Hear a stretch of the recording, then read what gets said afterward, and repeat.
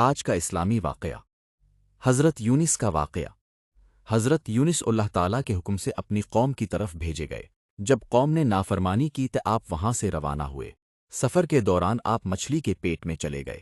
وہاں آپ نے خلوص دل سے دعا کی، لا الہ انت سبحانک انی کنت من الظالمین۔ اللہ تعالیٰ نے ان کی دعا قبول فرمائی اور انہیں مچھلی کے پیٹ سے بحفاظت نکال لیا۔ سبق: مصیبت کے وقت اللہ تعالیٰ سے سچی توبہ اور دعا کبھی ضائع نہیں جاتی۔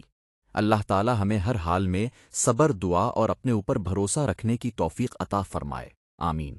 ویڈیو پسند آئے تو لائک کریں، شیئر کریں اور ہمارے چینل 92 نور اسلام کو ضرور سبسکرائب کریں۔